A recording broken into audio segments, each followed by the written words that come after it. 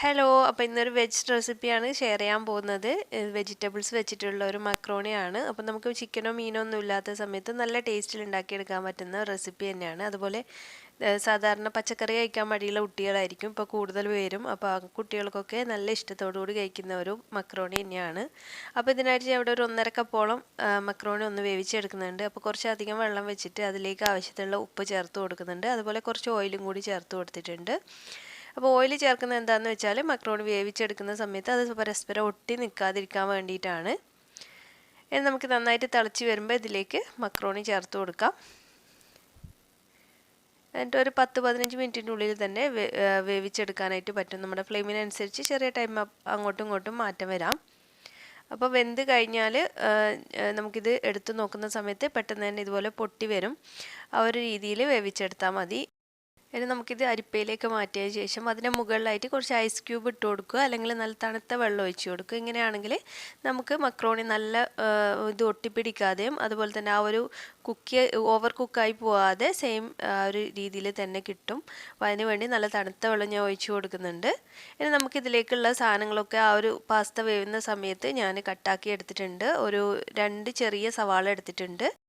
പിന്നെ ഒരു 1/4 കപ്പോളം ക്യാരറ്റും അതുപോലെ ഉരുളക്കിഴങ്ങും ക്യാബേജും എടുത്തിട്ടുണ്ട്.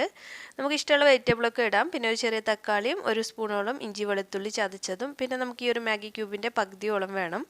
അപ്പോൾ നമുക്കിതെങ്ങനെ ഉണ്ടാക്കാൻ നോക്കാം. അതിനായിട്ട് ആദ്യം കുറച്ച് ഓയിൽ പാനിലേക്ക് ഒഴിച്ച് കൊടുത്തിട്ടുണ്ട്. വെളിച്ചെണ്ണയേക്കാൾ നല്ലത് ഓയിലായിരിക്കും. അപ്പോൾ അതൊന്ന് ചൂടായി വരുന്ന സമയത്ത് നമുക്കിതിലേക്ക് എടുത്തു വെച്ചിരിക്കുന്ന സവാള ചേർത്തിട്ട് നന്നായിട്ടൊന്ന് വഴറ്റിയെടുക്കാം. അപ്പോൾ വഴറ്റുന്ന സമയത്ത് കുറച്ച് ഉപ്പ് കൂടി ചേർത്ത് കൊടുത്തിട്ടുണ്ട്. അത് വിട്ടുപോയതാണ് വീഡിയോയിൽ റെക്കോർഡ് ആവാൻ വേണ്ടിയിട്ട്. നമുക്കിതിലേക്ക് ഇഞ്ചി വെളുത്തുള്ളി ചതച്ചതാണ് ചേർത്ത് കൊടുക്കുന്നത്. അപ്പോൾ ഇതൊക്കെ ഒന്ന് കളർ ചേഞ്ച് ആകുന്നവരെ നമുക്കൊന്ന് വഴറ്റിയെടുക്കാം. അപ്പോൾ ഏകദേശം ഒന്ന് കളറൊക്കെ ചേഞ്ചായി വന്നിട്ടുണ്ട്. ഇനി നമുക്കിതിലേക്ക് ഇട്ട് കൊടുക്കേണ്ടത് തക്കാളിയാണ്. ഒരു ചെറിയൊരു തക്കാളിയാണ് എടുത്തിട്ടുള്ളത്. നമ്മളിതിൽ ടൊമാറ്റോ സോസ് ചേർക്കുന്നുണ്ട്.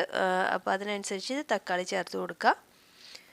ഇനി നമുക്ക് അടച്ച് വെച്ച് തക്കാളിയൊക്കെ ഒന്ന് സോഫ്റ്റ് ആകുന്നവരെ കുക്ക് ചെയ്തെടുക്കാം. അപ്പോൾ തക്കാളിയൊക്കെ ഇപ്പോൾ നന്നായിട്ട് സോഫ്റ്റ് ആയിട്ടുണ്ട്. ഇനി നമുക്കിതിലേക്ക് കുറച്ച് മസാലപ്പൊടികളൊക്കെ ഒന്ന് ചേർത്ത് കൊടുക്കണം.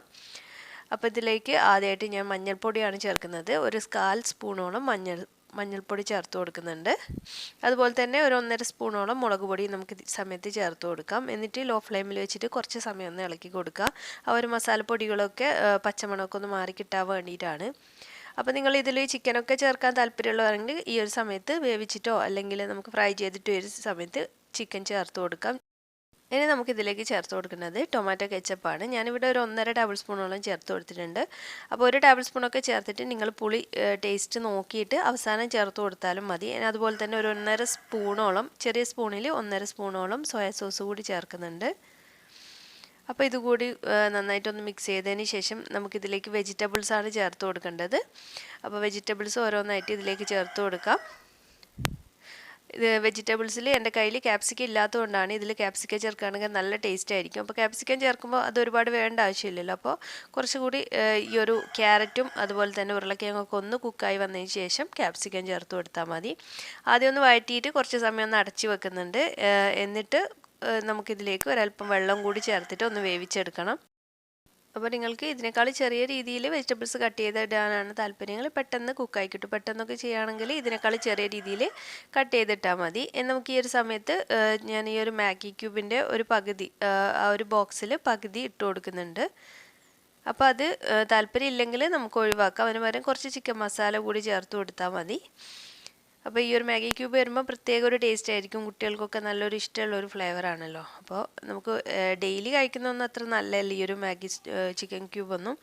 അപ്പോൾ നമുക്ക് എപ്പോഴെങ്കിലുമൊക്കെ ചെയ്യുമ്പോൾ ഇതുപോലെ ചെയ്യുകയാണെങ്കിൽ ഈ ഒരു വെജിറ്റബിൾസ് കഴിക്കാത്ത കുട്ടികൾക്ക് ആ ഒരു ടേസ്റ്റ് വരുമ്പോൾ അവർ പെട്ടെന്ന് കഴിച്ചോളും. അപ്പോൾ നമ്മളിട്ട വെജിറ്റബിൾസൊക്കെ കുക്കായി കണ്ടാൽ നമുക്കിതിലേക്ക് വേവിച്ച് വെച്ചിരിക്കുന്ന ഈ ഒരു മക്രോണി ചേർത്തിട്ട് നന്നായിട്ടൊന്ന് മിക്സ് ചെയ്തിട്ട് ഒരു 1-2 മിനിറ്റ് ഒന്ന് കുക്ക് ചെയ്തെടുക്കാം. അപ്പോഴത്തേക്കും നമ്മുടെ മക്രോണി റെഡി ആയിട്ടുണ്ടാവും. അപ്പോൾ നല്ല ടേസ്റ്റാണ് കഴിക്കാനായിട്ട്. അപ്പോൾ നമുക്ക് പ്രത്യേകിച്ച് കറികളൊന്നും ആവശ്യമില്ലാത്തതുകൊണ്ട് പെട്ടെന്ന് ഉണ്ടാക്കിയെടുക്കാം. ഈസി ആയിട്ട് ഉണ്ടാക്കി മടി പിടിച്ചിരിക്കുന്ന സമയത്തൊക്കെ ഉണ്ടാക്കാൻ പറ്റിയിട്ടുള്ള നല്ലൊരു റെസിപ്പിയാണ്.